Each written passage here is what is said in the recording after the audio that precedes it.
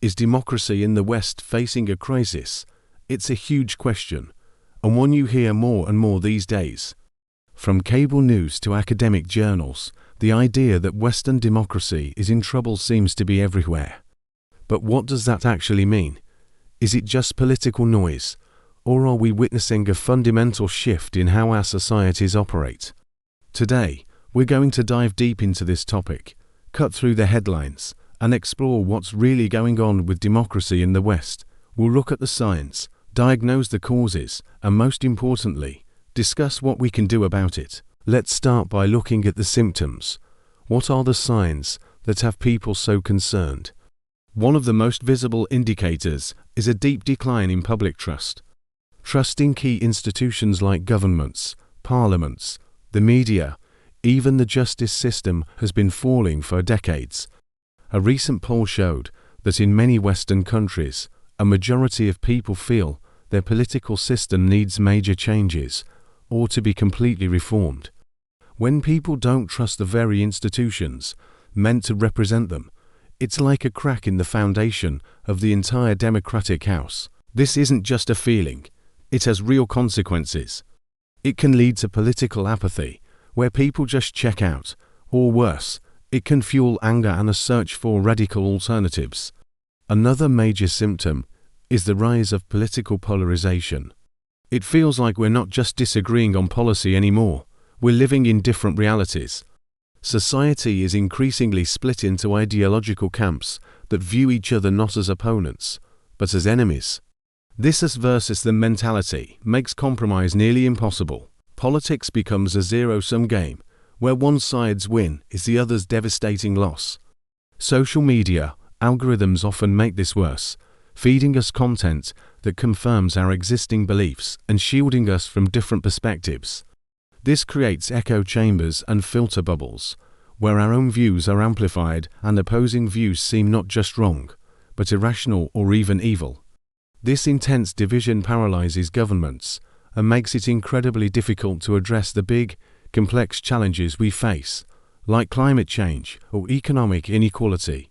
Alongside this polarization, we're seeing the rise of populism and the strongman leader. Populist movements often tap into that public distrust we talked about.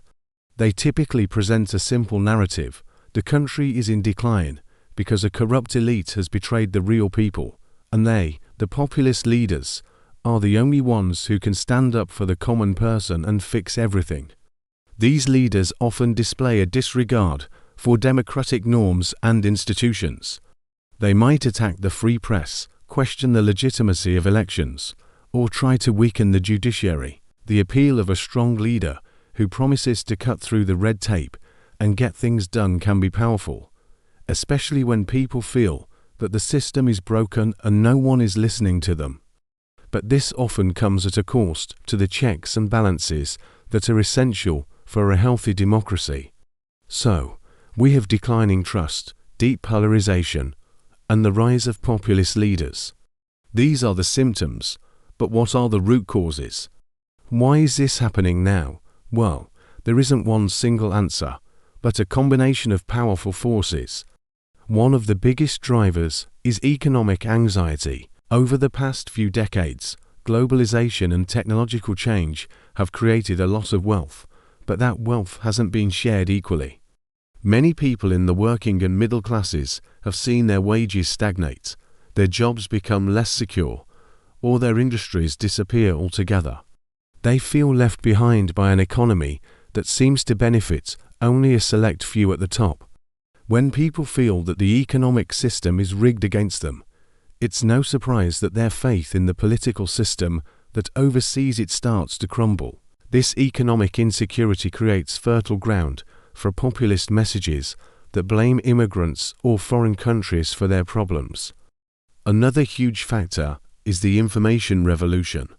The internet and social media have completely transformed how we get our news and communicate with each other. On one hand, this has been incredibly empowering. Anyone can have a voice and access vast amounts of information. But it has also created a chaotic and fragmented media landscape. It's become much harder to distinguish between credible journalism and misinformation or outright propaganda. As we mentioned earlier, social media algorithms can trap us in filter bubbles, reinforcing our biases. This erosion of a shared set of facts makes democratic debate incredibly difficult. If we can't even agree on what is real, how can we possibly find common ground on solutions to our problems? A third cause is a sense of cultural and identity-based anxiety. The world is changing fast. Societies are becoming more diverse, and traditional social norms are being challenged. For some people, these changes can feel threatening to their way of life and their sense of identity. They may feel like the country they grew up in is disappearing. This can lead to a backlash against multiculturalism, immigration, and progressive social values. Political entrepreneurs are often quick to exploit these cultural anxieties, using identity politics to mobilize support and deepen social divisions.